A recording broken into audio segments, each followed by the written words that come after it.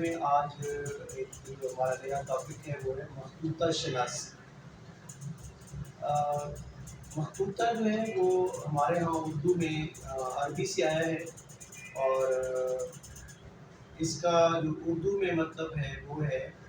اس کو آپ قلمی نسخہ بھی کہا جاتا ہے، قلمی کتاب بھی کہا جاتا ہے،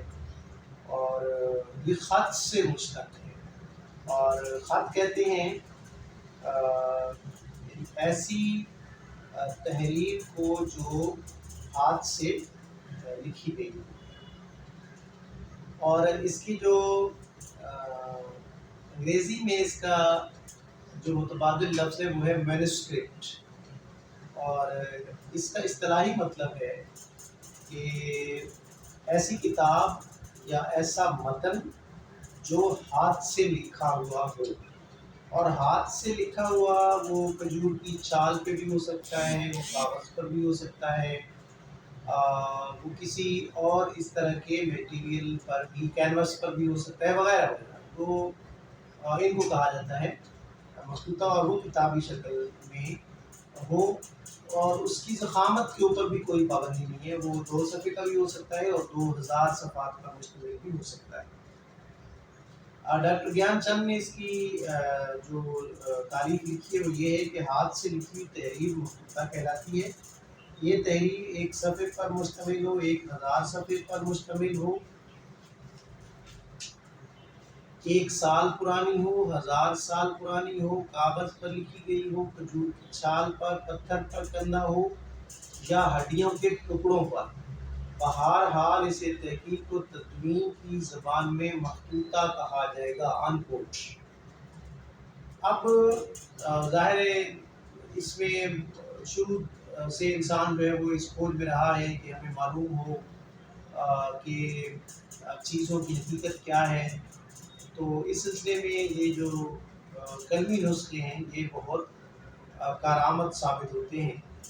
اور اس میں جو تحریروں میں جو چیزیں آتی ہیں، جس میں ذاتی ڈائریاں ہیں، جس میں خطوط ہیں، جس میں رسیدیں ہیں، روزنامچے ہیں، تاریں ہیں، معاہدے ہیں،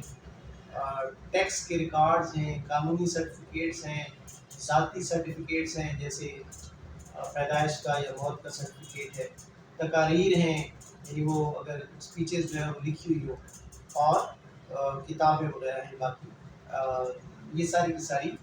مخطوطے میں شامل ہوتی ہیں۔ اب مخطوطہ جو ہے وہ کس اقسام کیا ہیں، تو اس سلسلے میں اس کی اقسام ہے 5۔ پہلا ہے، ایک ہے اساسی مخطوطہ، دوسرا ہے استنادی مخطوطہ، تیسرا ہے استشہادی مخطوطہ،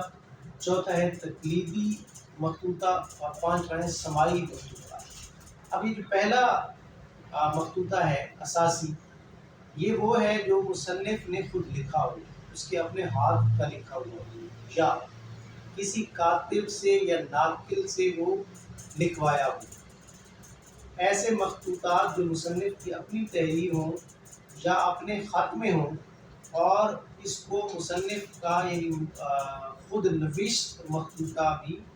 کہا جاتا ہے۔ دوسرا جو مخطوطہ ہے استنادی مخطوطہ، جو مصنف ہدایات دیتا ہے اور اپنی نگرانی میں اس کو وہ نقل کرواتا ہے، چاہے اس کے شاگرد کریں یا اس کے دوست کریں، اور اس کو کہا جاتا ہے استنادی مخطوطہ۔ استشہادی جو مخطوطہ ہے تیسرے نمبر کا، اس کے بارے میں یہ معلوم نہ ہو یا نہ ہو سکے کہ یہ مصنف کا نظر ثانی شدہ مخطوطہ ہے یا اصلاح شدہ مخطوطہ ہے، یا اس کے زیر ہدایت لکھا گیا ہے، یہ پتہ نہ چلے، لیکن کچھ قرائن سے کچھ ایسے کلو ملیں، کچھ ایسی شہادتیں مل جائیں کہ، اور یہ گمان گزرے کہ واقعی یہ مخطوطہ مصنف کی مرضی کے مطابق لکھا ہوا ہے، تو ایسے مخطوطے کو استشہادی مخطوطہ کہتے ہیں۔ اس کے بعد ہے تقلیدی مخطوطہ۔ ایسے مخطوطات جو ہیں وہ مصنف نے املا کرائے ہوئے ہوں، یعنی نہ خود لکھی ہوں، نہ دوستوں سے لکھوائے ہوں، بلکہ کسی بھی شخص کو بول کر لکھوائے گئے ہوں دوستوں کے اور اپنے علاوہ، اور کسی مجہول یا نامعلوم شخص جو ہے اس کی کتابت کرے، تو ایسے کو کہا جاتا ہے تقلیدی مخطوطہ۔ اس کے بعد ہے سماعی مخطوطہ۔ ایسا بھی ہوتا ہے کہ بعض کاتب سنی سنائی باتوں کو